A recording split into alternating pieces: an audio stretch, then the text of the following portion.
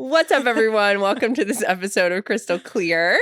I have a very special guest today, and we're going to really try to behave ourselves. But I doubt that's going to happen. Nicole Cato. Welcome, Nicole. Thank you. I'm excited. So funny story about Nicole and I. It really explains a lot about our connection. The way we met. So it was at a sports bar after a work event, and our husbands were arm wrestling. And we felt each other's energy from across the room, like, oh shit. Okay. This could end badly. One of us is going down. We're not sure which. It has nothing to do with the arm wrestlers here. Yes. So we instantly connected and probably had a few drinks that night. Yes. or more. Yeah, I figured, we were either going to be trauma bonded drinking buddies or, and look at us now. We're like healing partners. We've come. I know. It's been a journey. That was 7 years ago? Yes. That's crazy to believe. I know. I'm thinking about this. I'm like, I don't know if the world's ready for all of our conversations. So we'll just tiptoe into it today. Ready or not, See here we where come. it goes. Yes. I think it'll be fantastic, though. I think the world needs more of this. I honestly, literally envision Nicole coming on as like a co-host and us having other people on too, because we have these epic conversations all the time, and they're worth sharing. I know. They're really worth sharing. I feel like other people would benefit from this. I really do in one way or another. It would either make them feel like, hey, I'm not so crazy, or right. I am crazy, and it's okay because they are too. And there are fantastic. others. There are others. We're all here. Yes. But you can heal in that crazy too, and that's kind of what this chapter of our lives have been a little bit more cohesive, because we've had some similar fun, yes, opportunities for awareness. Yes, I like that. Opportunities for awareness. Opportunities for awareness. So I will let you share a little bit about yourself, whatever you want to share, and we'll go from there. Yeah, I think when we started talking more about our healing journeys, I realized we were starting to use a lot of the same tools, and with the empowerment coaching was huge for me, of having accountability and being aware of where I was at in my healing journey. Because I think when you first start, whether it's through an empowerment coach or a friend that you trust, it's an outside resource to go, here's what I hear you saying. It's like, because sometimes having somebody parrot it back to you is like, oh, wow, that does make more sense now. Or I can see that connection. But I think too, having the coaching was just like so empowering, as far as like, you would ask me questions that I wasn't, prepared for, or was like, I didn't want to answer, or I knew the answer and didn't want to necessarily go there. But I think having someone that you can trust to talk about all the things that are going on internally is huge. And your journaling, I know, is big for both of us. And I don't think I realized until now as an adult that journaling isn't something everybody, not I thought everybody did it, but that it was pretty normal. But the more I talk about it, is not so, like, people are afraid to jump into. I don't know how. I'm like, what do you mean I don't know how? I know. But I get that. I totally get that, because I remember there was I remember when I was a kid, I used to write in my diary. And then as an adult, I would go back and read, and I'm like, none of that stuff was true. Like, I was totally just making up stories. It was creative writing, apparently. Creative writing. But it was interesting. I think for me in childhood, it was more of, I was creating a reality for myself, that creating stories of probably the relationship I did want with my parents, or places I did want to go, or things I did want to do. And then there was a time period where I didn't journal at all, because I was afraid people were going to read what was really going on in my head. Yes. Which is probably the time in your life you really need to write it down. Right. Get it out. To get it out. But I didn't do that for a long time. So that it's something that I do bring into empowerment coaching. So Nicole actually was my first real empowerment client coach friend. And even though we're friends, she's like, I want to invest in this myself. I want to do this for myself. And now she has graduated and she's on her own, and we're just friends. Yeah. But that's the point of it for me. Right. Yeah. My philosophy behind the coaching is, I'm here available to you to help hold you accountable, to help provide you resources other than myself. I'm not a therapist, nor do I want to be a therapist. I like to share a lot of lived experience with people that I work with Mhm. because I feel like it makes it relatable. Yes, But in totally. therapy world, that's not really, you don't really do that, Right, it's a which is different why environment. I Yeah. like the difference. It's more like life coaching, like and the accountability factor of okay, I'm walking into this situation. These are your tool reminders. Like Yes. these are your tools.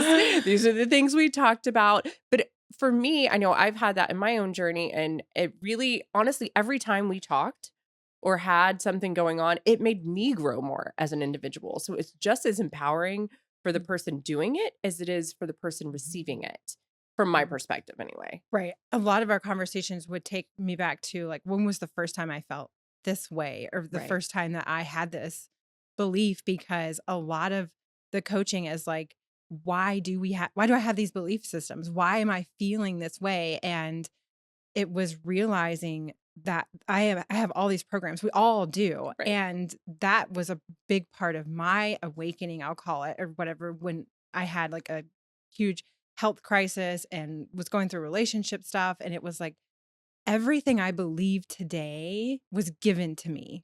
Right. And I just accepted it. Made probably some tweaks here and there, but I did not come up with any of this. But I'm living off of this core program, and some of them aren't working for me. So, Right. like for me, it was a lot of shame. I was on this path of shame and creating more reality because I truly believed I had shame. For me, it came from religion had taught me to be shameful. Just at the core of its belief was like, you came into this world and you're bad.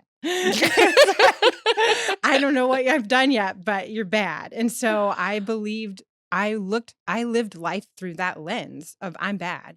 And the expectation was never attainable. And at some point I just stopped trying to live up to that expectation. And so the shame spiral continued, and it showed up in different ways in my life, but was always kind of present. But when we would talk about it, it was like, but I'm creating this shame. Like, I don't have to own this anymore. I don't have to live this program anymore. Like, when the journaling for me, and I would write, I have this belief, this limiting belief of shame. Mhm. And then I would start to write, like, here's all these times I didn't experience shame, where I have been successful and I have felt worthy. And it was like rewriting my belief system. But I don't think Right. for me, I could have gotten there unless I wrote it out, because it's like, here's proof. Because a lot of times, and for us, we need to see proof of what we're talking about, which is how we built that belief in the first place. Right. We found all these circumstances that backed that up. And we're like, see, yes, you did feel shame. You did something shameful. You did something. It's like, but then there's also all these other things where I was not shameful. And I forgot. It's easy to look over those. But journaling in that way for me was, and it's still helpful. I still do it when I have a feeling or an experience that I don't like. I go back to like, what belief system do I have that's creating this experience? And my husband always laughs at me. I'm like, your beliefs create your reality. And he's It's like, true. right. I'm like, this is like real stuff here. So, and I feel like, not to get too much into the religion piece of it, but I do feel like all religions teach you that in some capacity, Mhm. that your beliefs, your faith create your life. So but you don't, I feel like most of the world is walking around unaware what their beliefs are. They have them, and they Right. could probably tell you some off the top of their head. But when you dig down into the life they've created, you're running off of core belief systems that you don't even realize you have. And a lot of them you probably want out of. So there's the way, and I do feel like there's so many resources and tools out there. Journaling works really well, for me and Right. you. But I feel like for people that are afraid to try it, just start with like a simple prompt of like, what am I feeling? Right. Or what are my needs? What are my needs? Yeah. Yeah, that's Matt a and good I one. just read this awesome book called Nonviolent Communication. I think I sent you that one. It's so good. And I'm pretty sure everyone at work is reading it now too. But it's really impactful because what that taught me is to observe myself in conversations. So, say you're having a conversation with your parents and you're starting to get anxious, and it's like, It's and it's like, coming. it really sheds light on us and our opportunity to observe like what is alive inside of us is the way Yeah, he puts it. that's Like, good. what is Yeah. alive inside of you right now? Since Matt and Yeah. I have read it, we've really kind of been laughing because You want to we have a know? 4-year-old, and 4-year-old's like freaking out. And I'm like, what's What's alive alive in inside you? of you right now, Brody? And then we kind of laugh about it. But it's true because I mean, not to put her biz out there, but I'm going to anyway because it's a great Yeah. example. It's the most recent example is my daughter's talking to her first Yeah. male Right. friend. I know. It's a And big at first, what milestone. was alive inside of me is like, oh shit, all the things are alive. All the alert. Have anyone seen Inside Out? Inside, I think it's just all the had the things. picture of Like your all the things, people, like- all the people in my head are. But I've done so much work internally writing Yeah. that 14-year-old crystal letters. I mean, I Yes. literally spent all summer pouring into Tatum and processing through my own 14-year-old trauma before Right. because I knew I had all the feels with her going to high school. But also, I'm able to step back and observe she's handling this. She has way more tools in her toolbox. I mean, her toolbox overfloweth. I had a pretty smile walking into my and a lot of crazy examples of what attention was, what affection Yeah. was, what positive attention and negative, and it just like it was dysfunction for me, but it's not for her. So really this summer I was able to go back to like digging deep in the journaling, digging deep in processing, writing 14-year-old crystal letters like, hey, you're doing awesome. Like I don't think she knew how awesome she was. And so in that, she lost confidence. Yeah. And looked for love in all the wrong places. And, Yeah.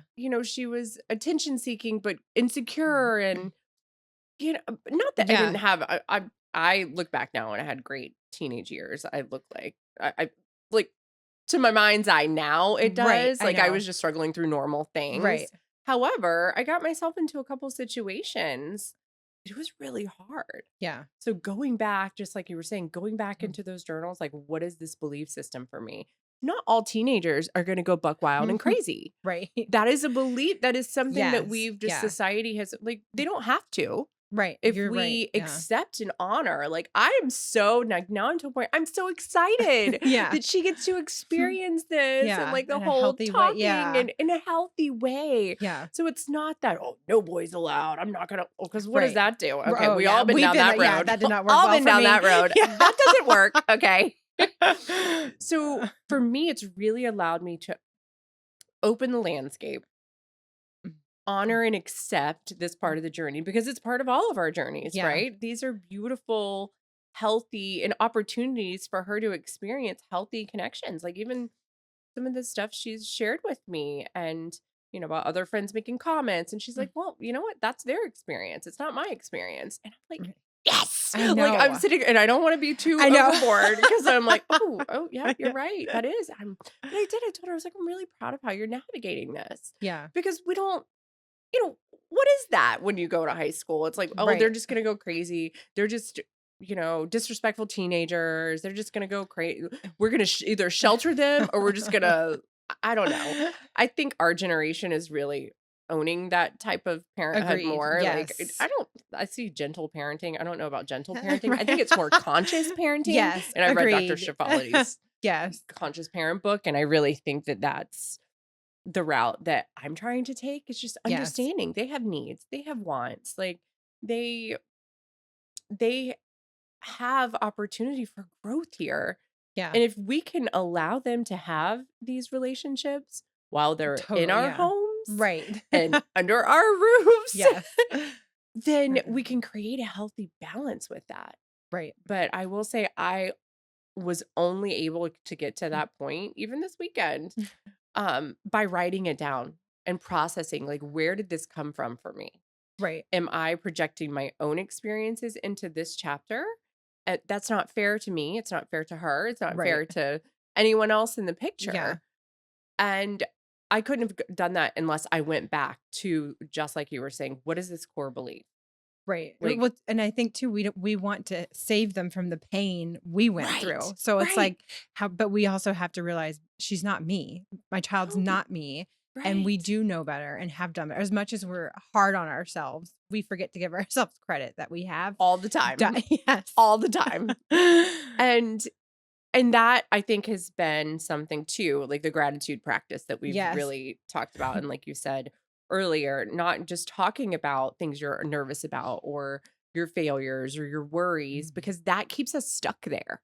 Right. And that's one of the things with, I actually read this other book that's really great called The Awakened Brain. And she talks about how she went to do this residency in this psych hospital in New York, and how each doctor, like the patients would see different doctors all the time, and each one would ask them what happened to you. And it's like, okay, well, if we're just continuing to ask them what happened to Right. them, we're keeping them stuck Stuck. in that Yes. picture. So if we Mhm. keep thinking about, and that's what depression is essentially, Right. it's going over those old patterns so much that we're not allowing ourselves to stay open to, but look at me now. Like Right. it may have happened to me, but I'm surviving Right. and I have the opportunity for a new adventure or a new like chance. Yes. And it's almost like giving yourself a second chance. But I think in some ways we're kind of conditioned to feel like it's selfish Yes. to have, or self-gloating. And that, mind you, there is an ego out there that can be a strong Right. force. Yes. However, it's a difference in expressing self-gratitude and appreciation for Right. how far you've come, or the person that you are, or the values that you carry, or the way that you parent, the way that you're in relationships. That's okay. Right.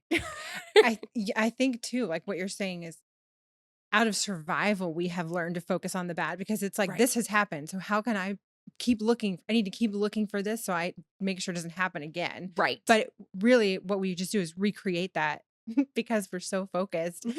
And journaling specifically on gratitude, I think, pulls that out of the body and out of your mind to say, look at all of the good, though. Like, I know your body is trying to keep you safe by reminding you of all these things that could go wrong and have gone wrong. But journaling it forces you to pull this out of your brain and go, but look at all these good things that have happened and are continuing to happen, even at a time specifically when I've looked back at really low points in my life, journaling the good that was happening because I did not appreciate any good happening at those times. Mhm. It's like, okay, so even if the worst happens again, there was still a lot of good that was happening in some of your previous worst situations, and there will be in the future. But I think having that gratitude changes your body composition to go, there is so much that I have going right for me. And if I can condition my mind to think more about these things than the bad, more good things will happen. More, even Savannah, my 6-year-old, will say, your words are very powerful. And so apparently I've said that enough to her that she reminds me when I'm in the midst of complaining about something, Mom, your words are very Oh, powerful. just wait. Just wait. You got a long road with that. I That's know. perfect. So But it's we like, need those reminders. yes. Because sometimes we can't see it ourselves. Right. And our words are very powerful. And Yeah. I mean, let's just be real. The words that come out of our mouth are nothing compared to the shit that goes on in our head. Right. Yes. And I don't care who you are, you can go ahead Yes, and admit that yes. to There's yourself. a Now, lot this going on. is step one Yes, of, step one. Yes. of empowerment, is realizing the things that go in your head. And that it's okay. Because what is Right. it? It's past beliefs. It's societal pressures. It's external stuff. It's just Right. thoughts. Right. It's just thoughts. And the great thing is we have control over that. We have Yes. control. And honestly, what you were saying about gratitude, it changes your body on a cellular level. It Yes, changes there's like the chemistry in your studies that brain. have been done. Yes. Dr. Joe Dispenza, like if you Mhm. look at any of his work, he has like his book, Becoming Supernatural. Mhm. There's a whole like 20 pages in there of studies they have done with like machines and hooked up to people's brains and their bodies, and their bodies literally changing on the inside. Their DNA is changing while they're having these thoughts of gratitude. And you just can't deny when it comes down to that. So it's like, and these people are doing it, they're capturing like a 30-minute window. So Right. just imagine if you did this every day for consistently and strung so many days along, like you would start to really change your life. 100%. I mean, I changed my brain. Oh yeah, me too. I am not the same person I No. was 2-3 years ago or a No. year ago. I mean, but I think it's that intentional, what am I doing to change? Right. Because if you rely on, you hear people say, this is just what always happens, or this is just my luck. And it's like, Right. because you've chosen that this is And that's what you're your manifesting that energy towards. right. So, and it's kind of like, I know we talk a lot about the victim mentality. Like, I Yes. just like it bothers me. But that's also because I think I have played my own role in being a Right. victim at times. We And all so have. it's like, okay, I don't ever want to go back to that. But when you realize I have control over my thoughts, like there's Mhm. no one that can tell me what to think. And that's 100% me. So I can rewire my brain essentially. It's it sounds easy, but it is work. And I think that's why you have to find what works for you. And whether that be, meditating or reading a book or listening to a podcast.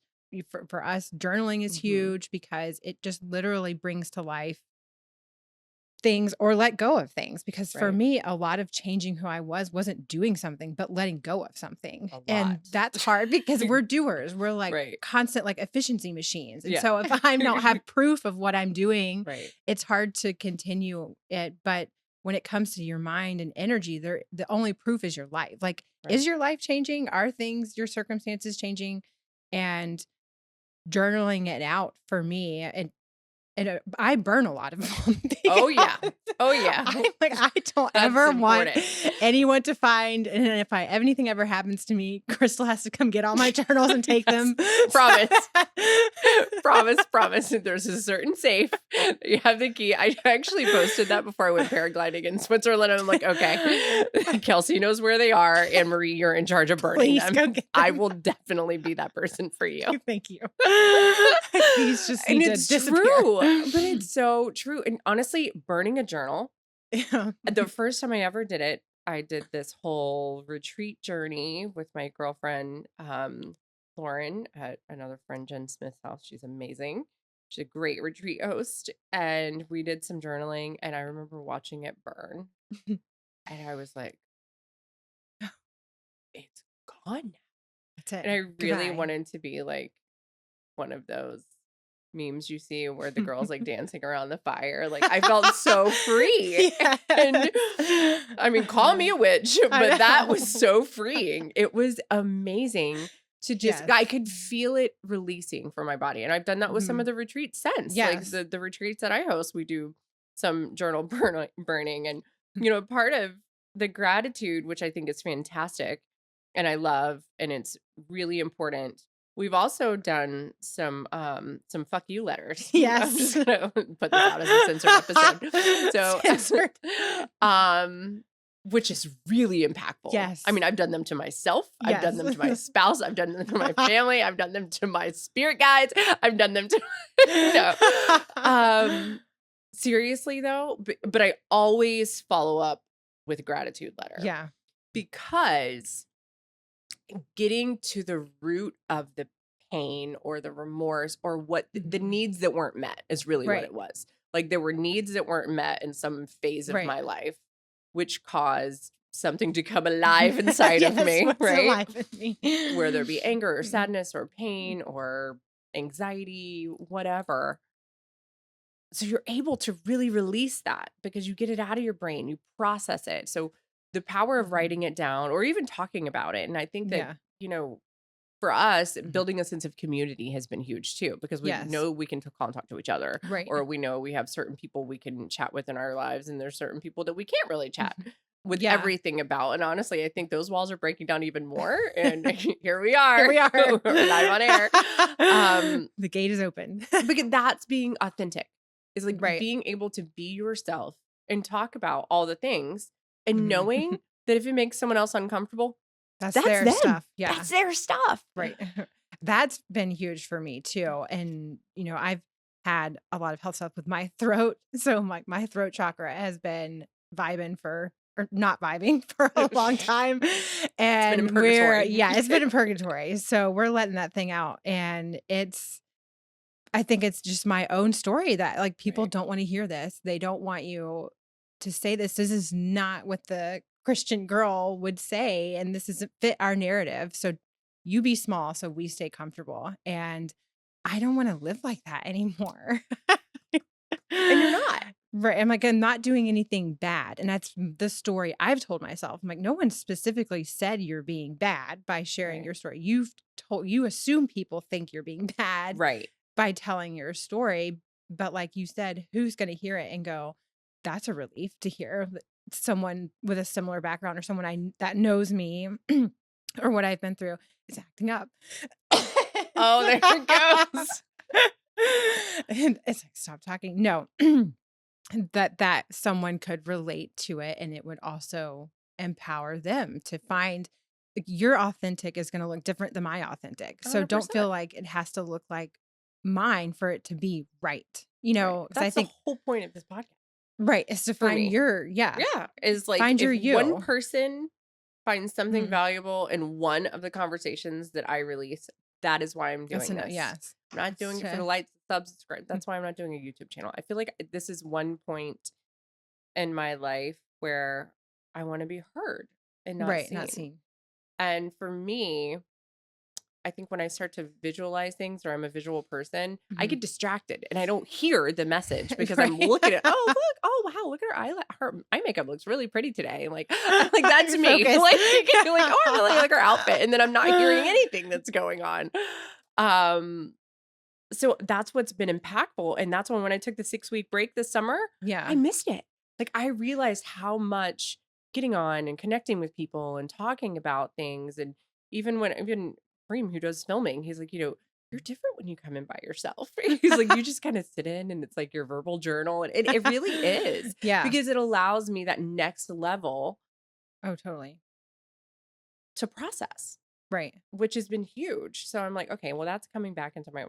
Actually, I took a break and I'm bringing everything back. Who am I fooling? Like I declined a couple events, but I'm bringing everything back. But it just really assures me that I'm in the alignment and in the place that I'm supposed to be right now. And is it going to Right. last forever? Probably not. No, nothing lasts forever. But it's in Right. this season. Like this is this season, and it feels good to surround myself with people like yourself who are wanting this for themselves.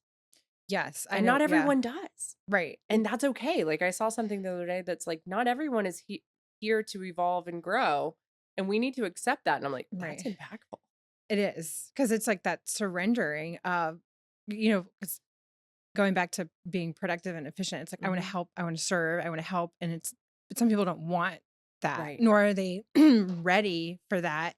And, some of the stuff from religion, I still hold on very dear to my heart. And there's a scripture that says, don't throw your pearls among swine. And what it just means is not everybody wants to hear what you have to say all the time. Right. But I know whoever's meant to hear it will find it at the right time. Right. But I'm not going to go around telling random people that I think they should start journaling because they've clearly got some shit going Right. on. Right. Although I may think it. Right. Maybe I'll journal about it. Right. This is what I think would really help this person. Yes. But I also think but it goes back to like, why is that person making me feel alive inside? And a lot of times it's because I look back at my past and I'm frustrated with a past version of myself when I Right. was not open to evolving or thought I had evolved, Right. which is a joke to think about. Like, We might but think about this in this at chapter point right now. Who knows? Who knows? But I, at some points in my life, not that I thought I had it all together, but I was like, Right. this is as good as it's going to get. And I wish I could go back to those versions of myself and say, it gets so much better. I promise you it does. Just hang in there. But I feel like for me, I have to keep focused on evolving, whatever that looks like. Right. And a big part in this season of my life is surrendering. And that's so hard. And I have all these. You say it so kindly. It's so hard. Because I just want to do, like, just tell me what to do and I'll do it. I've been like that my whole life, whether it be with sports or work or anything. Like, I'm just like, let me satisfy a role and then I can receive whatever I have now earned. And Right. it's like, We're very similar in that way. I'm the same. Like you work for, I mean, that's a belief that I have that I'm also working through is that you have to work hard for anything that's worth having. You have to work hard. And I'm okay with working hard, but I think that's the only path to what I want in life. And it's not. And so I'm learning it's good to have all these visions and all these things, but it doesn't have to happen like yesterday. Like let it unfold and it's time. And journaling, going back to that, has helped, like, okay, well, one day when all these things happen, what will that look like? And what will that feel like? And it's like, I get to feel a little bit of that now. Mm-hmm. And that's enough for me to go, okay, I trust that I've had this vision and these feelings long enough that it's going to happen. But I just need to like follow my path. And right now, that's surrendering to this season of life. And that's being a mom and a wife. And I'm a stay-at-home mom. So that's like a big piece of me, and But you that's hard also too have a because boutique that yeah, you're and I running have a online. I boutique, mean, and then so it's like like, I'm juggling all these balls, right. and sometimes I just have to like slow down and think, just take it day by day, and that's hard sometimes. But when you have people in your life that can relate and say, yes, surrender is good. And it goes back to knowing who in your circle you can talk to about these things. Because I know there are certain people, and I mean this in the most loving way, that I don't share everything because Right. I don't like where it takes me, or they're at a place where the conversation isn't going to build me up or us, either of us. We just Right. kind of get in the pit And with that's things. okay. Right. And it's You like, know, I know that. And I know that that can change at any point too. and that's But healthy boundaries for you right. too. For me, yeah. Cause I'm like, I know I will get down in the weeds with this. And then we'll both get off the phone and be like, what? I mean, like now I feel terrible, worse about all of it. Right. So like we didn't solve anything. And not that everything is solvable, Right. but sometimes it's just knowing, like when we talk about things, like you're valid in what you feel. And I know that you're working on this, or, like, or you will remind me, remember when we did write those FU Mm-hmm. letters? Like maybe this is a time for one of Right. those, or a gratitude letter. Yeah. Or a gratitude letter. So, Or a long walk that's a or a long, yes. workout, or we're very similar in the way that we do process and run through life. And I love that you pointed that out, because I was very much raised, and if you don't work hard, Forget you it. don't like it's like I had this, I don't know if I'm sure it's generation, it goes back generations, because there's part Right. of me, and I saw something the other day, and it brought something alive inside of me, because it was like, as moms, what does it make sense? Why are we working to pay someone else to raise our children? I saw that. Yeah, I've seen that too. That Okay.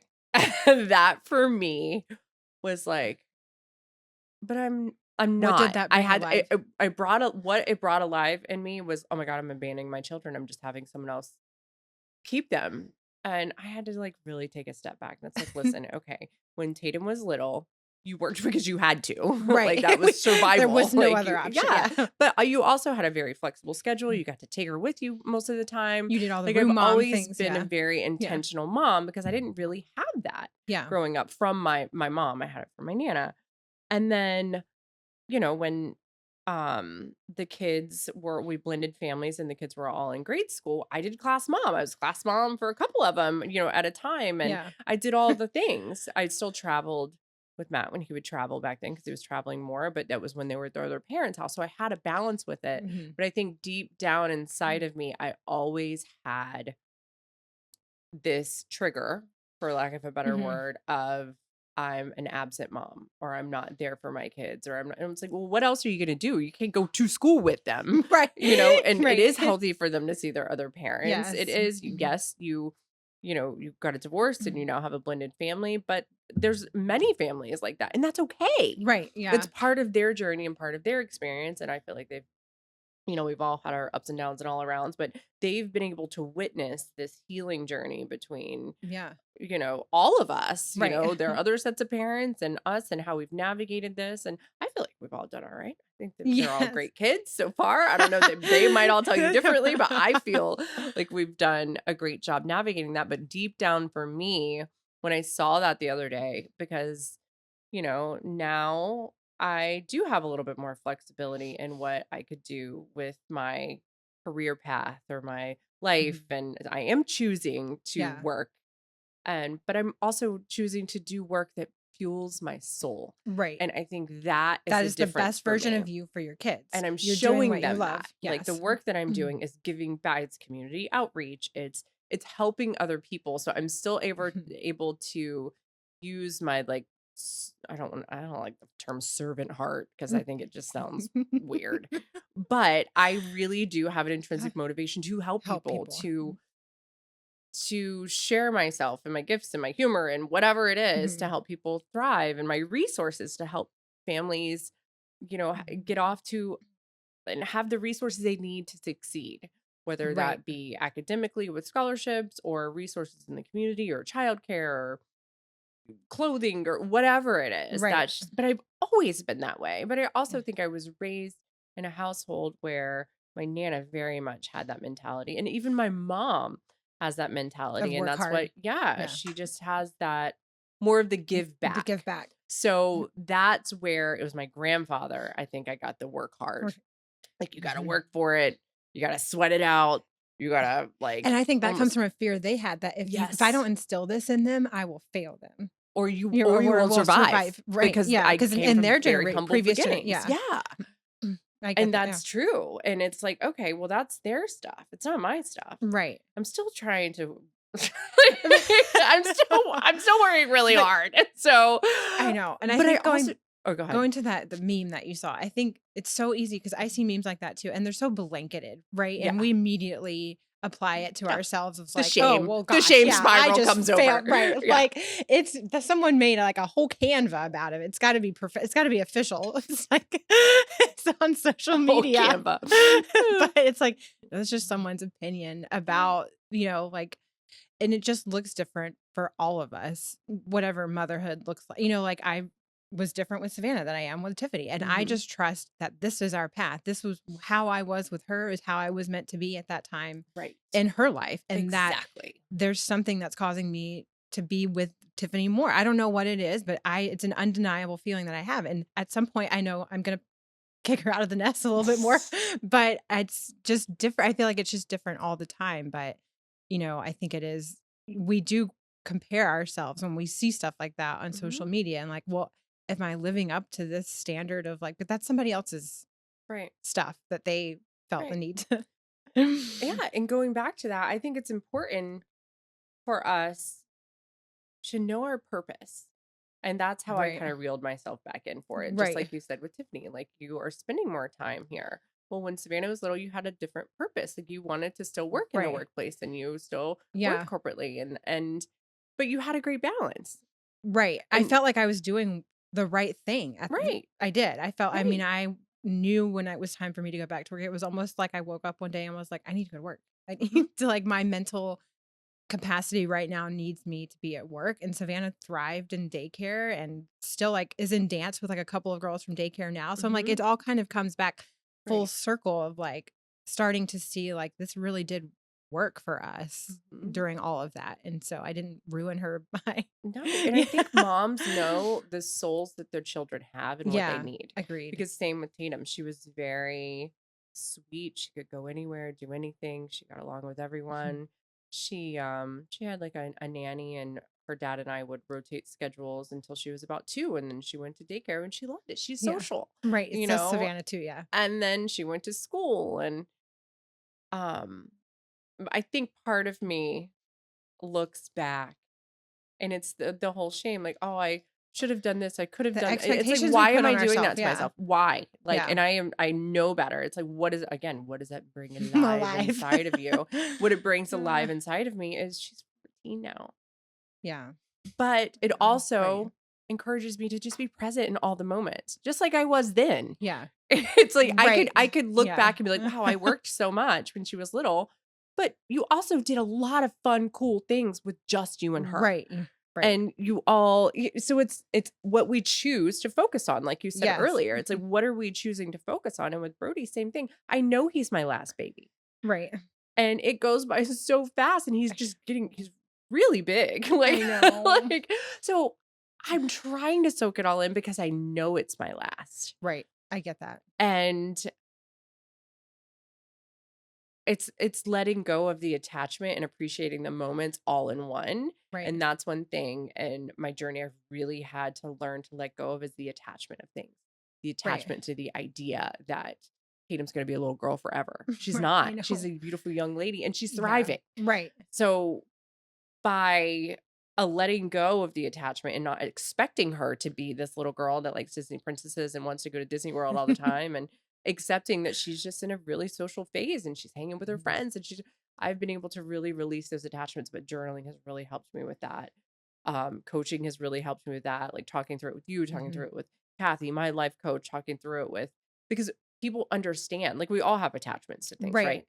It's like when we focus on the expectation we wish we had, we miss out Hmm. on what we could enjoy that is actually happening. Right, We miss out on what is the good that is happening. And because we're so focused on what didn't or right. what what we thought throat chakra what we thought should be happening. And that's been big for me too, that I've realized through journaling is the expectations I have on myself Yes. and on others, because that's where Hmm. a lot of my pain has come from. It's like, Hmm. did this person really fail you or did they fail your expectations?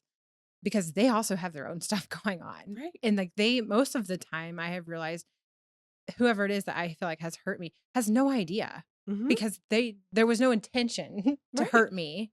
They were doing the best they could with what they had. Yep. And talking to Hallie, actually, this makes me think of she said something to me like, no one's ever going to miss what's meant for you. Right. You can't. And for me, that's hard because I'm like, well, and because that goes back to like, did Hmm. I do something right or wrong? And it's like, but you're looking through life as in a lens of right or wrong. And Right. there really isn't. It's Right. just what is. Matt said that to someone the other night at a podcast dinner, and like, the guy he like looked at him like Matt had like 8 heads. He's like, I try to practice non-belief, and that there's really no right or wrong. It just is. Is. And it was silent for a minute, Because for our like 2 human seconds. condition is like, oh no, but there is actually, and people can so easily go, but look at all Right. this bad. Look at all this bad. Right. I hear you, but Right. if you just take your world, like Right. turn the news off, please, and Yes. just look at your small world, there really isn't. Like there just Yeah. is what is, and you're assigning meaning to things in your life. But I could live your life and assign a totally different meaning to what's happening and live a totally different life with your same circumstances, Right. because I believe it differently Hmm. than what you're perceiving them as.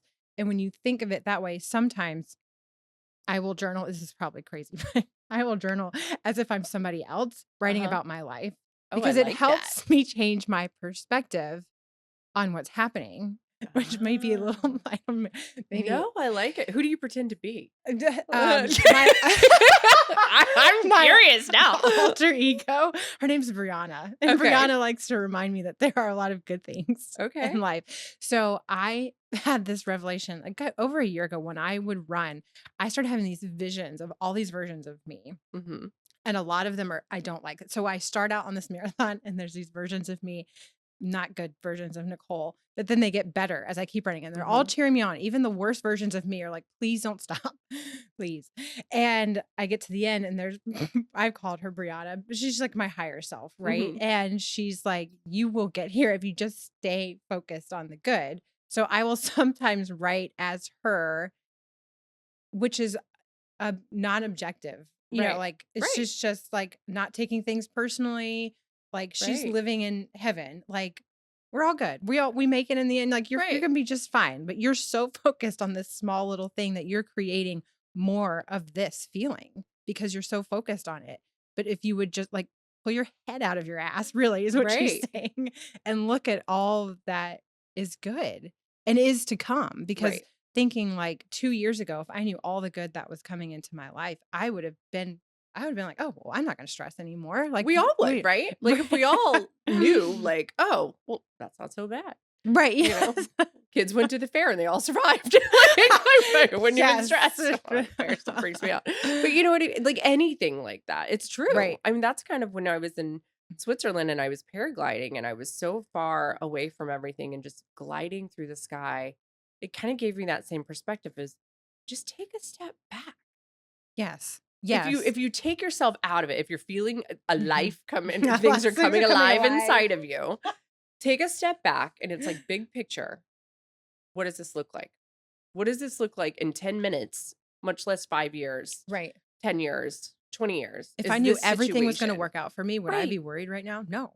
No, none But of it us does, would. like, spoiler alert, it does all work out. No, Like, yeah, it does the way it's supposed to. the way it's, yeah, whatever's Yeah. supposed to happen is going to happen. And that's what comes back. Like, surrender. It's just like, just stop. And so I listening to Dr. Joe Dispenza, he does this trick. I think it's him.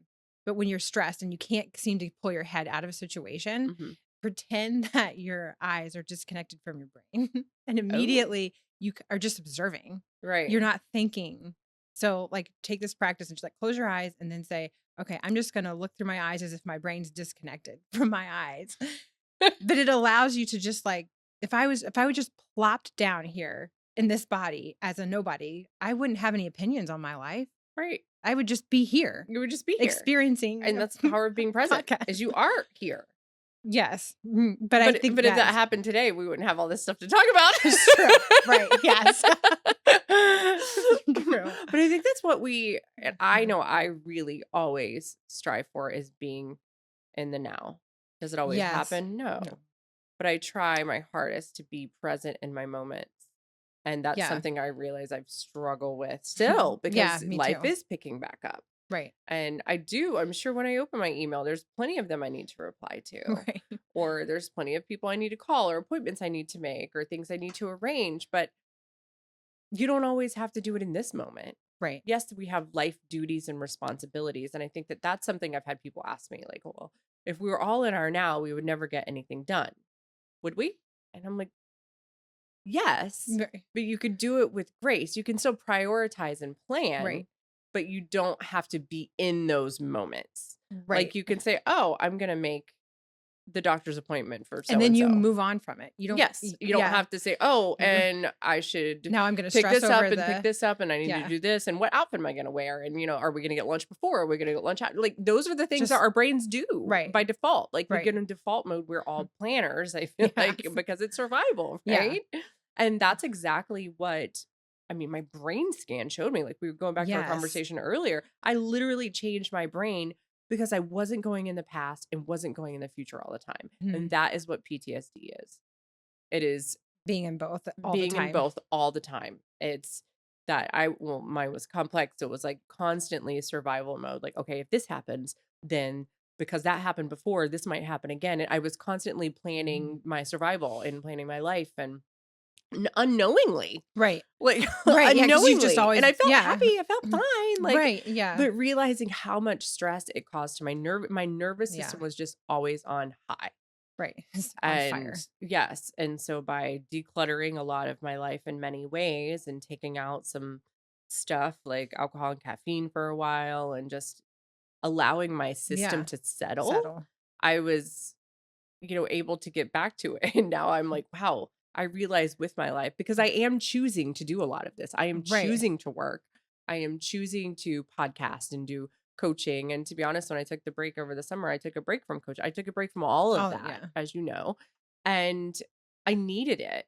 And so I'm not out there like, oh, I need 20 clients. I'm going to have a wait list. No. If people want to do stuff like this, it will come. It will come. I just feel like it's part of the journey, right? Right.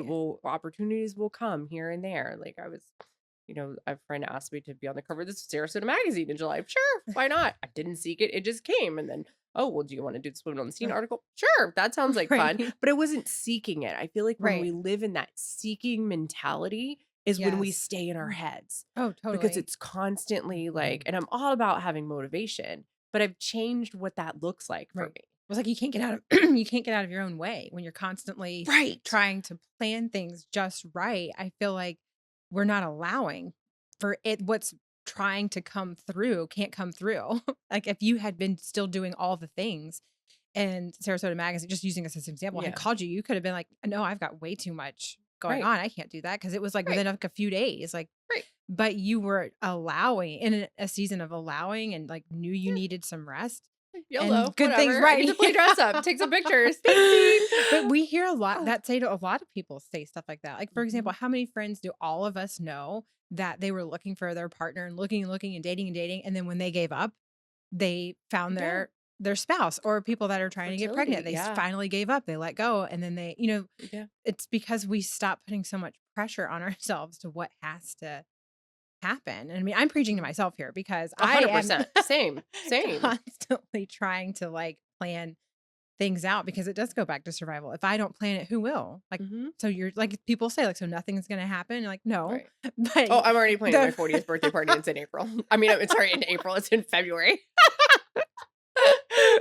I have two kids' birthday parties Twice for in April. April. Yeah, no, so I totally get it. Yeah. That's funny. And I'm like, but to the root of me, why did I start planning my 40th birthday party? A, because I want one. Yeah. B, because I don't want anyone else to F it up. C, I know what I want. Right. And D, I want to travel during that time. So again, the planner, the controller in me has taken over this little project. And I'm well aware in admitting that. Right. And it's funny because I was like, well, who are you going to invite? I'm like, I don't know. That's going to happen 2 weeks before. I don't know who I don't know who I'm going to want to be around then. I'll have to scope everyone's energy at that point, and we'll see who makes the cut. I don't know. I don't know. I know. And I'm like, get what you mean, though. that's the funny part too. I'm like, by then I'll probably change my mind about everything else. Cancel. Just cancel. Just cancel it. I'm just going to the beach for the day. But it's interesting because I did notice that about myself. It's like the work, the planner, because I do genuinely love planning parties. Like I planned this beautiful baby shower for a friend of mine, and they ended up getting married, and it was like, wow, this is so fun.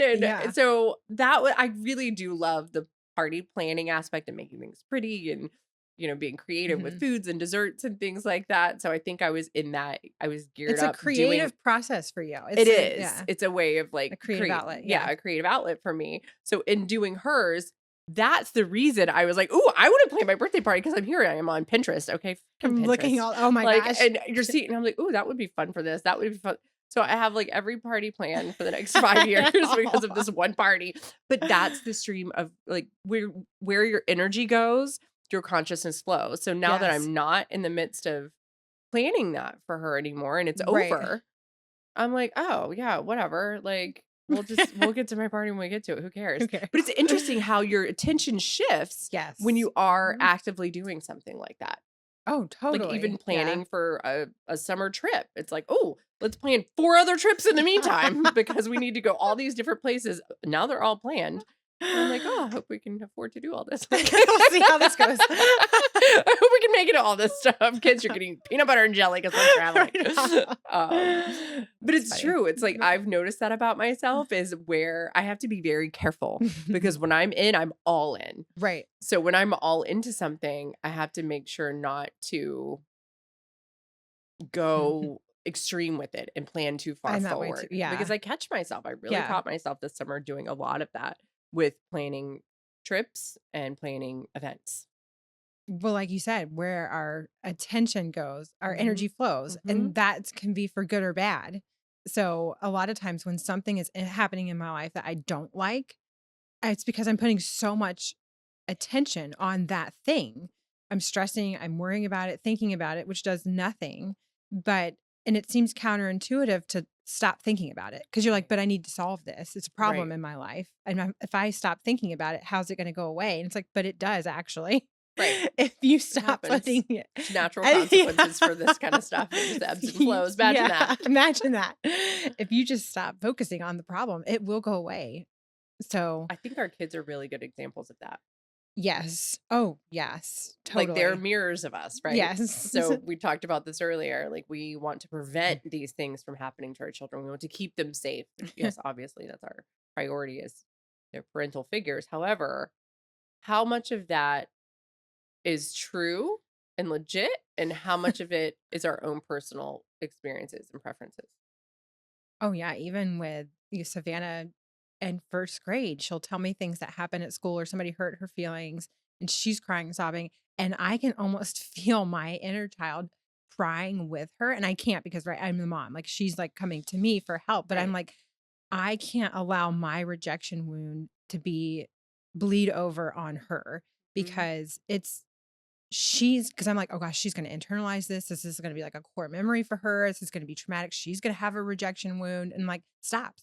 Like, and if she does, it's part of her journey. Exactly. I'm like, if that is, then we do the healing on that. And like the conversation is open. And like, I have to remind myself, but you're here talking to her about it. You know what I mean? Like I didn't talk about things like that as a child. So things just stirred and stayed and were pressed down. And I'm like, it's hard for me as a mom because this is not how most of us were raised. Like, if you're crying, like, I'll give you something to cry about, like. Oh, yeah. I heard that a lot from my stepfather.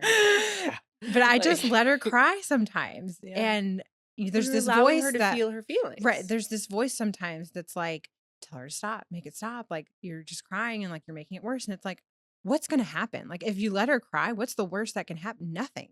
Like, she Right. gets it out. Okay. Like, Right. And usually they it's cry and then they don't even know what the hell they were crying about right. We anyway. just So move they just on. move All of a on. sudden, she looks up and she's like, can I have a snack? And I'm like, yes. Right. Food. I get it. Yeah. Yeah. Maybe we were just As long as you're not hangry. eating your emotions. Right. No. Exactly. Like, See, start that's with, where yeah. my I head know. goes. I'm like, do you want some fruit? Because if not, you're not really hungry. Right. Like, no, but it is true to like and it's, I'm too, it's like when you let your kids feel their emotions, feel yours. Like, you're Hmm. allowed to feel yours too. And it's like, sometimes I feel emotions that I know is not related to anything happening in my life, but I've just had these feelings with me for so long, going back to like the movie Inside Out. I Hmm. imagine this like shame rejection character that's like, we're We're here today. here Like, no, today. yeah. Pulling out the archives. Yes. Just And wait till you see so that commercial. I try to assign that feeling to something in my life. And Hmm. that's what I've learned too. Stop trying to assign your feelings to something. Like, you Hmm. can just have the feeling and Right. let it pass. Feel it, cry, be angry about it, write a letter or whatever, and then release it. Right. And that to me is like, I can move through that emotion within a day versus weeks of trying to figure out why I'm feeling shameful. And it's like, Hmm. there isn't, guess what? There isn't a reason. Hmm. You're just used to this feeling. Let it go. Like, feel it and then let it go and remind yourself that there isn't anything shameful happening. And it's crazy how our mind, my, for me, my body has been so conditioned to some of these negative feelings Hmm. that I just feel them because my body, it's almost, as sick as it is, comforting to feel rejection at times because it's a familiar feeling. That's why And people it's choose relationships they choose true. Yeah. sometimes. Yeah. Like It's that just, was huge for me when I was younger. right. Like, I know this Yeah. feeling. Whereas when things are going so well and I feel so happy and so like, just not necessarily happy, but at peace with Hmm. how things are unfolding in my life, I almost feel uncomfortable. Hmm. Like, What's gonna happen next? yes. Oh boy, Yes. here we go. Like, there's something must be around the corner waiting for me. And it's like, stop it. And You if can there just is go through a like, beautiful phase and whatever's around the corner, that's around the corner. Like, enjoy right. your now, enjoy the peace, enjoy the serenity, enjoy that is huge for all of us. Yeah. And I've talked about that on previous podcasts. It's like that why do we default mode to Yeah. wow, everything's so good. What's Right. gonna happen? It's like- or everything's so bad, nothing good could happen. That's like the opposite Right. version. And again, those are those false sense of beliefs. It's that false sense of I'm not worthy of great things in my life. I'm Oh not yeah. worthy of blessings. I'm not I'm not it's like worth, yeah. that worthiness type of like the Yes. deep internal, and I think that's generational trauma for all of All of us. us. All of us. Yes. Every human on the planet in this Yes. Deals lifetime with has worthiness. Yeah. generational trauma with worthiness. Yes. I don't care what gender, what race, what if anyone doesn't identify with Yes. whatever that Right. is. I don't care. It's worthiness is absolutely a core generational traumatic, like on a Yes. cellular level. So Talking almost to any of my friends that are going through stuff at any given time, if I ask the right questions, it comes down to I don't feel worthy of having the opposite of this situation. So if this mhm, situation is a broken relationship with a parent or a friend or whether it comes to finances, whatever it mhm, is, if you ask enough questions, and this applies to me, it's because I don't feel worthy of the opposite of that situation, which would be a good mhm. outcome. So I think I need to stay in this until for me, work hard enough to get myself out of it. And it's like rewiring your brain to feel worthy is hard. It's And so it's hard. I because you still think about struggle it, with that. I think part of the subconsciously, the reason that I am so busy and I am giving back and I am providing all these resources for people is because I am in a place in my life where I have them. And right? I didn't have them when I was younger. So I feel like now that I am in this position, it's my duty, it's my To give obligation, what you it's my didn't have. Yeah. purpose to give it away. Yeah. And I Oh, mean, that's something that I mean, I could admit to it. And it's not a yeah. bad thing. It brings me joy, but I know that that's where it comes from. Right. I totally get that. And I think that's why I want to help so bad too. Like at different areas of my life, I've helped like through I used to be really involved in the pregnancy center. Mhm. And then I helped with an outreach at strip clubs. And I think it was because I felt Did like, you get to go to strip clubs all the time? yes. Did Mike get to go with you? No. Even though he asked if I needed security, I'm like, no, go home. Arm wrestling match at 7 o'clock. You're not allowed. You're not allowed. But I think and this is, I saw a lot of those women in those environments that felt rejection. Mhm. And that's a big thing for me is rejection. And I don't ever want anyone to feel Mhm. rejected. And I can think of specific moments in my life where I've had somebody believe in me Mhm. and it changed the game for me. And so Yeah. it's like, I want to, and those were all very private settings, but Right. there was just someone who personally was like, you can do this. If you want better, you can have it. Yeah. You can have it all. You just have to make that decision that you're worthy of having it.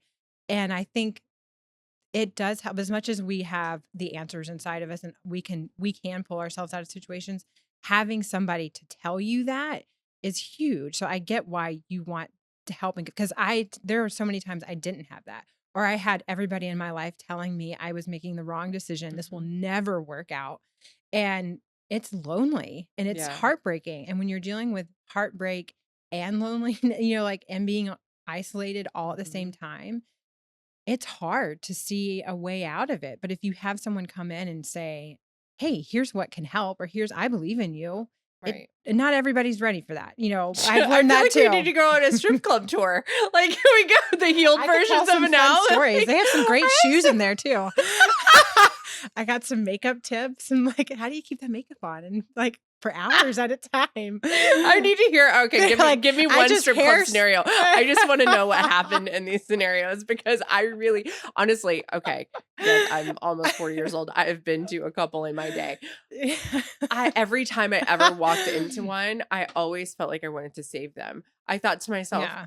what happened in your life to That make you you, and think not this judging at is all. It right. just made me feel like, why do you feel like you need to do this Because none for of what you're them, doing? I won't speak for all strippers, but Right. from the ones that I built a relationship with, they don't really want to be there. They don't have fun on Right. stage dancing like that. But out of survival, they're like, this is what I'm going to do. I mean, Mhm. there was one girl that had a baby 3 months ago, and she would come off stage and pump and then go back out on stage. And she looked great to have had a baby for 3 Yeah. months ago. I mean, But that's like I 4 or 5 felt months out. That was like so the best my body ever felt, I feel like sometimes. I know. But there was for sure an energy of Yeah. desperation of I want a better life for myself and I Yeah. feel like I'm trapped and that this is the only way Right. out. So but some of them have been doing it for years. So anyway, I say all of that because I want to help people that Right. need it and want it. So, and not everybody does. I mean, there were some girls that were really mad that we were there trying to help. You Oh, kind of like really? that attitude Yeah. of, Of like, why who do are you you think to I come in need here? help? Yeah. And I get that too, which was a fear of Right. mine of like, Because who it's am like, I coming yeah, in here to? yeah, exactly. I could see that, like, I'm sorry. So I Like, had to deal with my 'cause I stuff don't know too. how I'd feel Of if like, someone just like came into my place of employment. Do you need help? yeah, Like, let me help you. it's like the lady at the grocery store and your kid's like freaking out and you're just like, do you need help with that? What would make you feel that way?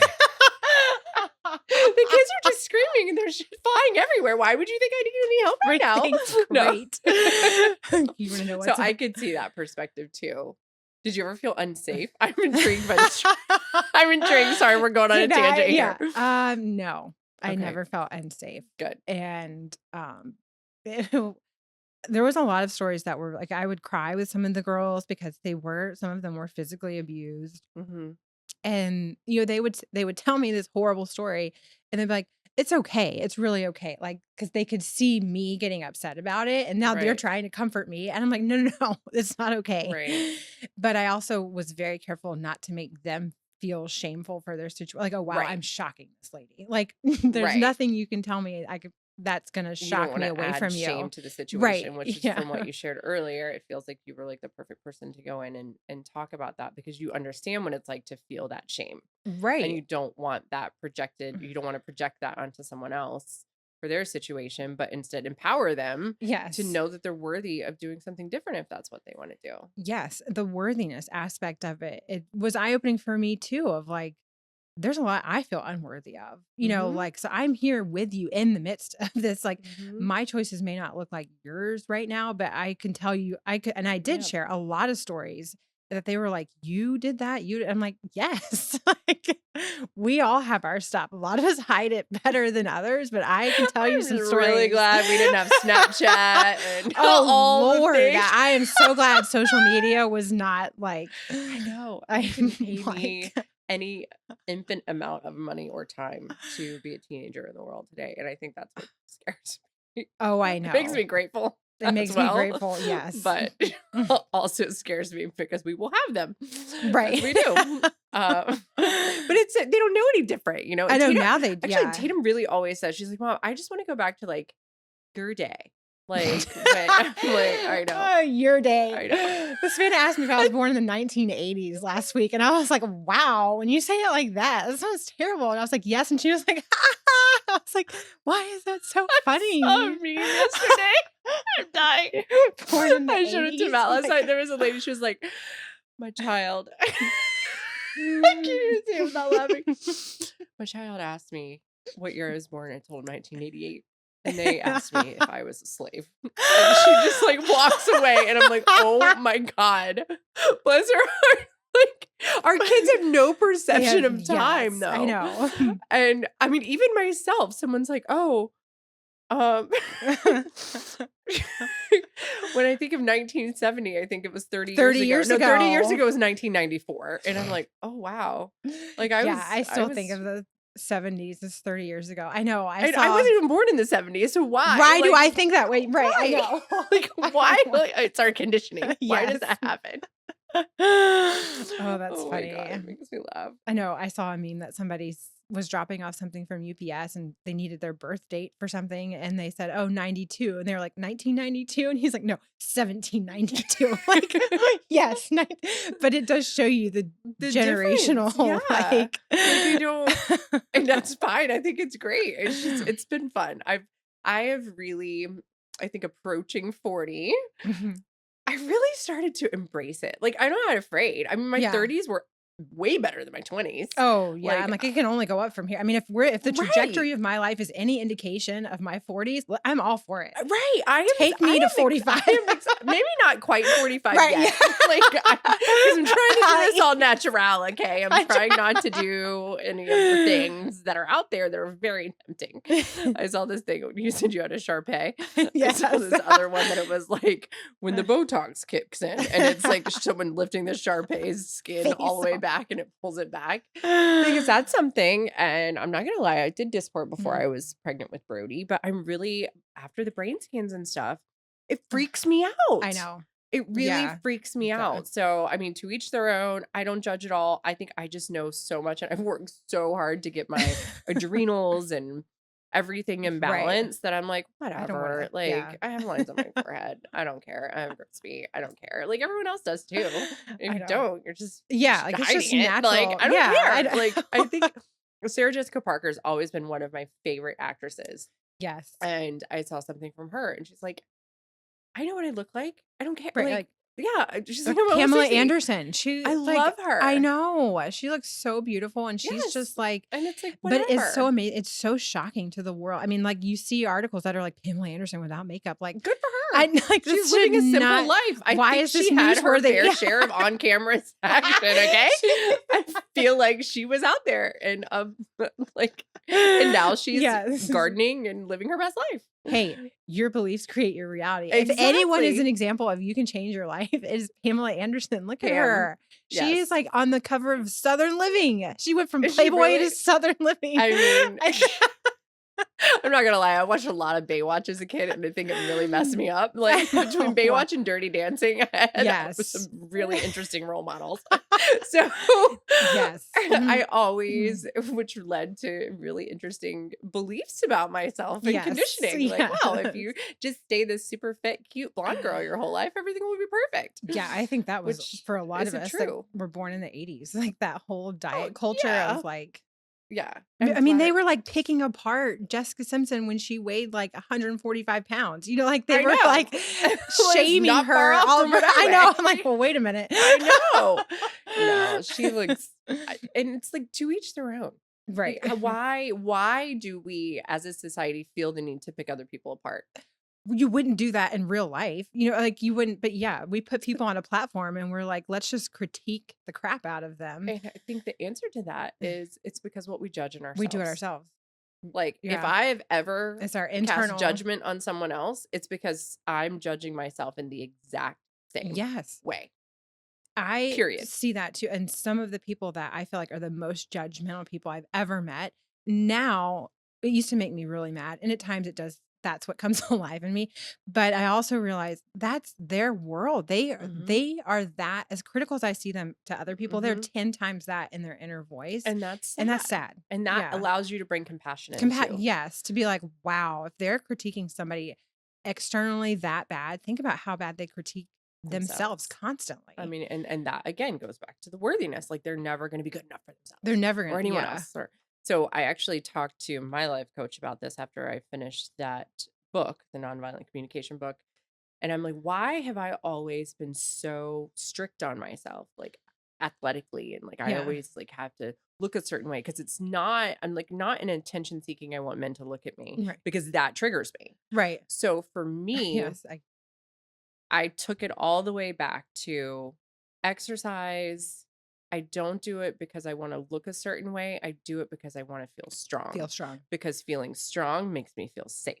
Right. And feeling safe makes me feel strong. And so therefore it makes me feel empowered. Power is where, that's my big thing. Power. It's like the empowered. I'm in like control. I'm in control of my life.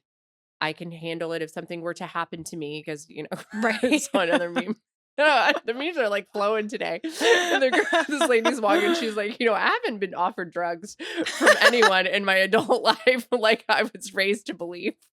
But I wanted to be prepared. Like our dare services that all started like, with some guy going, don't smoke. Yes, You're like, like okay. I wanted to be prepared. And still it's something in me. Prepared. And I think just genetically, when I am super fit and strong, my body still looks feminine. So it's kind of a catch-22. But I think that's another deep core why I had this eating disorder, because I like to be thin and I liked to be muscular.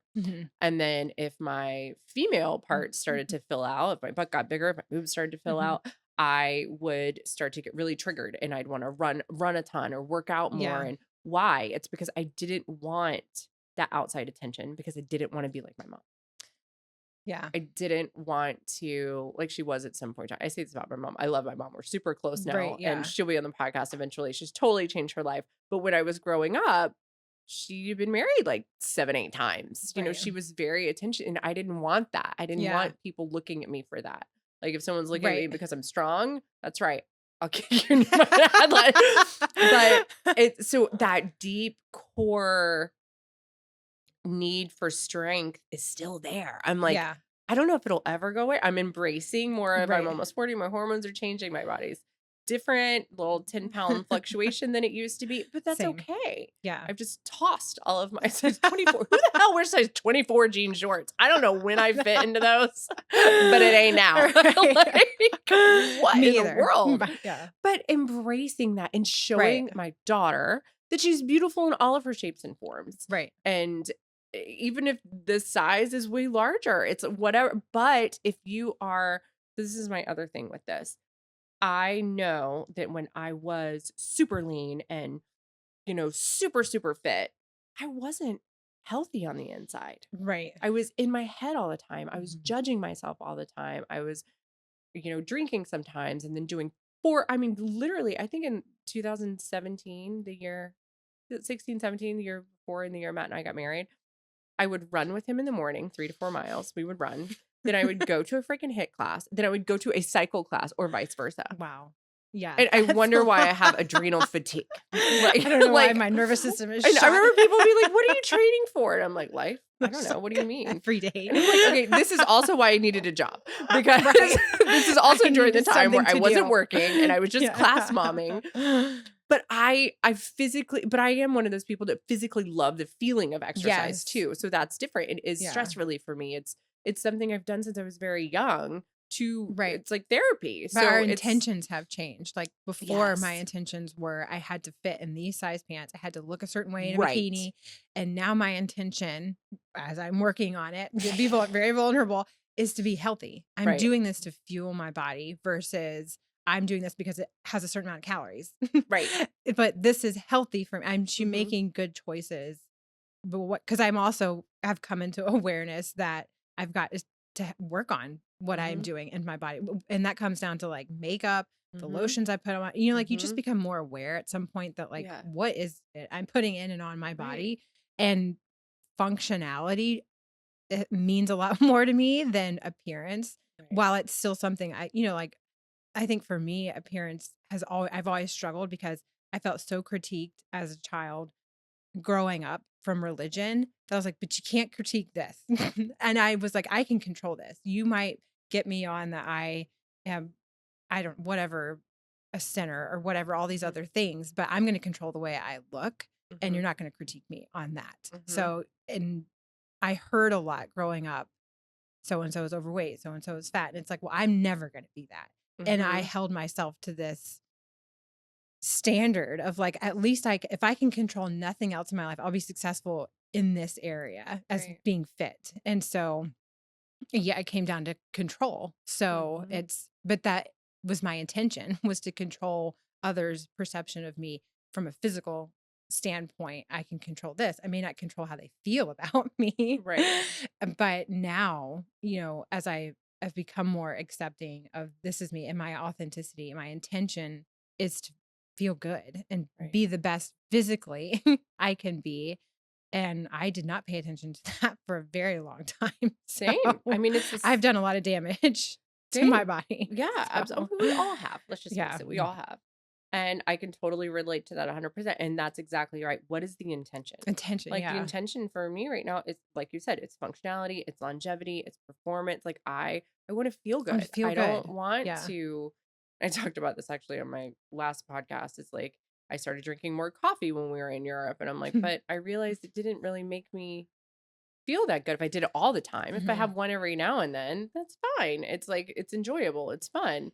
But I know for me, like especially if I'm like the kids and stuff, it makes me edgy. So I don't want to do that. Right. And so being able to purge things from my life and trickle them back in, whether it's like a glass of wine or a drink or something, it's knowing that I don't stay stuck in that either. And I don't shame Right. myself for it. And I don't drink or, I don't like kind of circulate on Right. what it is I've done. Like you took a rest day. Okay, Right. great. Okay. Oh, awesome. That's you're supposed to rest. Right. You took a nap. You're supposed to nap. Right. When it gets back to that perception of other people, I think I always wanted to be presented as someone that was not weak, that was Mm. not vulnerable, Yeah. and that worked hard. Yeah. And that's what being fit, Right. the belief Represented. system of Yes. what that Right. represented for me. I get that. But now I do it because I love it. Right. Like Yeah. I go to the gym and I move my body differently every day. Some Yeah. days I go do a strength class, or some days I just go to the gym and do something else. Some days I go outside and I just take a walk. It looks so different every day. Sometimes I go to yoga. Um, and that is powerful for me. That's been a lot of letting go. A Yeah. lot of letting go. Well, it's like we're taking care of ourselves, Right. And we're and showing our kids and our right. friends and our husbands and the society that that's what it Yes. should be about. It should be about what needs Right. do you have? Like what's coming alive in you? Yeah. It's like I want to be I healthy. want to be I healthy. never Yeah. thought like that when I was in my 20s. Like I'm sure I didn't want to get sick, but I never thought, wow, I really want to be healthy. Right. And it's just a different train of thought. And that's what really makes me sad for social media being out there now. Oh gosh. Is Yeah. it doesn't necessarily, I mean, there's a lot of stuff, but I mean, there's a lot of stuff. That's the point. Yes. There's too much There's stuff too out much there. stuff. Like, oh my God, if you don't feed your kid all organic, they're gonna die. And if there's no such thing as all organic, so Right. there's just so much out there. Like It's an it's all or scary. nothing mentality sometimes, and I have to remind myself it's nothing in life is all I or mean, we're all nothing. screwed Right. Yeah. if we're here. know. I mean, we live in the most toxic Like, society. So you just choose your battles. right. And that whole culture of like, don't do this, don't do that, is kind of toxic too, because you It can't, it's not is. sustainable. Right. So it's like, but I think what makes it manageable, like you said, is taking stuff out and then adding it back in is like, To see if you okay, need it. yeah, what See do if you yeah. want it. How did it go without it? Did I like that? Right. Am I going to add this back in? And Yeah. it's the same, with my kids, everything is, so toxic, like macaroni and cheese and all the things. It's just like, I okay, lived what on macaroni I and know, cheese and me it turned out too. right. Velveeta Oh my specifically. God, I the know, cheese off the shelf. The cheese The off box the shelf. cheese. Yes. Oh my God, Velveeta. I used to eat Velveeta grilled cheeses all the time. I know. Like, Yes. if you're still feeding your family Velveeta, I Box apologize, but cheese. I did survive. So Yeah. I did survive. And that's just true. It's like, we could go down a whole rabbit I hole. We could have a know. whole other episode on our grocery stores and what's in our. I mean, the whole point is do what's right for you, Yes. and Right. because that's the sad part too is not everyone can afford Right.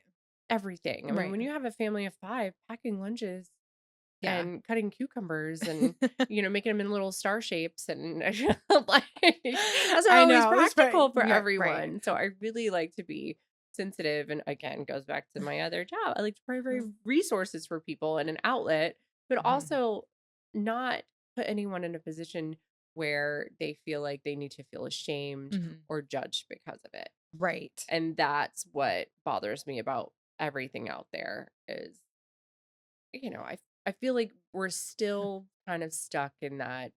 But again, it's what comes alive in us, right? Yes. So Like, we can why do I choose feel whether we want to yes. feel shame, Yeah. or we can say, wow, that person's just putting out this good information for other I'll people to take this hear. part of this whole Right. thing that she put out there.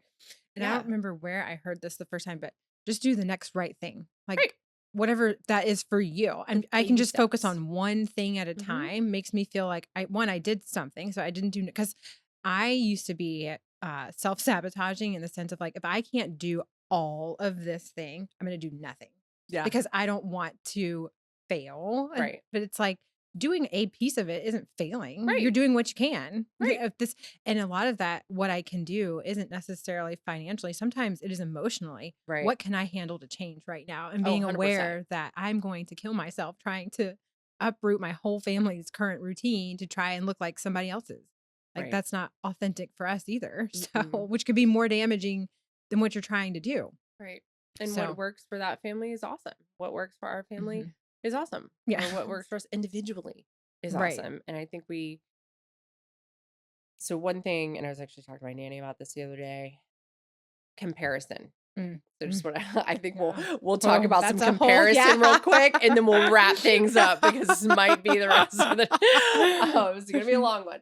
But that's what gets us. Oh, When we yeah. get into a place where we allow our ego to take over and we start to compare ourselves. I mean, I'm the worst at comparing myself to previous versions of Oh, myself. same. Yeah. And then I'm like, you need to look at the big picture of that girl, What else was sister. also I going think you're on? all Yeah. right now. Or other people or places. And I think that summertime can get that way and be a lot of different pressures for people because everyone's taking different vacations and blah, blah, blah. I'm Yeah. like, okay, you see a family of 6 on a vacation in Europe, I guarantee you they've had a couple rough patches. So it's not what Facebook and Instagram Right. makes it out to be. Yeah. And I hope that we can scale back a little from that mentality. Not that I don't, and I'm one of those people that love to and appreciate seeing everyone's family photos. It makes me feel connected to people that I Agreed. don't really talk to Right. on a regular basis. And I think I'm a little bit more leery about putting my kids out there now just because. I know. But I genuinely love like prom and homecoming, I and like I love know. seeing Seeing them back to grow school up. Yeah. pictures. I And I know. think everyone did a much better job this year back to school with not putting everyone's Yeah. I information didn't out see there. as I much. think it seemed like a couple of those, the warning signs went viral. But I do appreciate it. However, I just want people to know Like there's stuff behind that. But there's a whole life There's happening a behind whole that life picture. Yeah. happening behind that. Yeah. It's like, that's why I like the Instagram versus reality. Like, Yeah. it looks like they're all alone on this beautiful lagoon, and then There's really like they zoom 100 out, people and it's around. like, yes, all waiting in line, pissing in the water. Um, so I think comparison has been something that I've really grown out of, Yes. and catching myself going back to journaling, catching myself doing that, whether it's, Mhm. aesthetically or travel or parenting Yeah. or relationships. Yeah. And we can all do that. It's like, and honestly, I think sometimes just taking it offline Yes. is a great way to Yeah. protect yourself too. Agreed. That way you don't feel like there is something, and this may be a little too woo-woo, but there is something behind the energy of letting everybody in on everything, because Don't. I think there's just like the wrong intention looking at your It's like stuff. the evil eye. Is, When people talk yes, about it the is. evil eye, Yes. it's like you're putting your life out there I know. so they can sabotage it in whatever way that they're choosing to, or they can compare themselves to it, or they Right. can. Which also is So, energy towards you, because yeah, there's like the jealousy, which, man, I right. know I don't like that word, but it's like there is some of that behind. I mean, it's out there. Right. So, But yeah, I think there is something to protecting your world and your things that are, I mean, I've started to feel that way. And I know my youngest sister is like taking her son offline, and it's made me think like, maybe I need to do more, because we're proud of them too. Like half of it's like, look at my like, kids I and how know, or cute like they are. Or I want like, my grandfather to see him because he doesn't know how to work a smartphone, and I know he has 16 Facebook Right. accounts, and I'm one of them is gonna It's gonna see. see. Always, that's so I think true. every time he signs in to get on Facebook, he creates a new account. I love him. But, I want them to stay in the loop. And then I also think, I try not to think about like, there could be other people out there with different intentions. Right. Yeah. Which I just try not to think about that. Yeah. But I think the key to that is just respecting and nurturing the intimacy of your life. Yes. And that's something that is a need inside of me. Yes. I know my poor husband, I'm like, since I read this book, you're getting a lot of needs. Which the book, the Nonviolent nonviolent. Okay, I Communication. It's need so to read good. that one. Because it really teaches you to express your needs. Yeah. So like, he's like, oh yeah, we are going on a date night. I'm like, well, we're going with your podcast, guys. Like, I need Right. a one-on-one Yeah, connection night intention. with you. Yeah. Or I could just be like, okay, whatever, and hold resentment because we're going to dinner with other people. Like, I'm still going to enjoy that dinner, Right. but I would really like for this other scenario It's serving to a different happen. purpose than, Right. yeah. But he's not going to know that unless I tell him. Yeah. And he's just gonna think, he's winning. He's Right. taking me out to dinner. Check, Which check. he is. He's Yeah. doing a great job. Yes. And actually, since he read the book too, it's been really great, because I think it's really allowed me to realize how I'm communicating and how we're all conditioned to communicate. Yeah. And That's it's something, a it's game something changer. I'm not great at, to be totally honest. It's Um, communicating in my intimate relationships. mhm. With people that I'm not that intimate with, I can communicate really well, but it's because the people that are closest to you are the ones you really need to communicate your needs Right. to. So, And why is it that we're afraid I know. sometimes? I think a fear of reactivity fear for of me. like, Yeah. I'm going to express this need, and you're like, no. Like, Right. for me, it's immediate rejection. Right. Like, so. Right. Where Which goes back to me, like, why do you feel like they're allowed to say no? Like, you can't control everybody. So, Right. like, why you're gonna have to work on this? They said no, get So over it. true. Not get over it, but I no journal. I think about like things that some funny comments my husband comes back to, and I'm not going to get into them online. Like, so I have to be careful in saying what I need and when I need it, because I usually get a straight one answer. Right. Jesus Christ. I love you though. Yeah, this has been so much fun. This has been a lot of fun. And we're going to do it again. I have a feeling we're coming back. We might have to even change it. Crystal Clear. Crystal. Actually, my name is Crystal Nicole. I know. So- That is so funny. I remember when you told me that. It is. It's spelled differently though, but still, it was awesome. Thank you so Yes. much for Thank coming you for on. having You me. will definitely be back because we had so much fun. Yes. And I appreciate you sharing your journey, your heart, your reality with us today. Is there anything you want to leave us with today?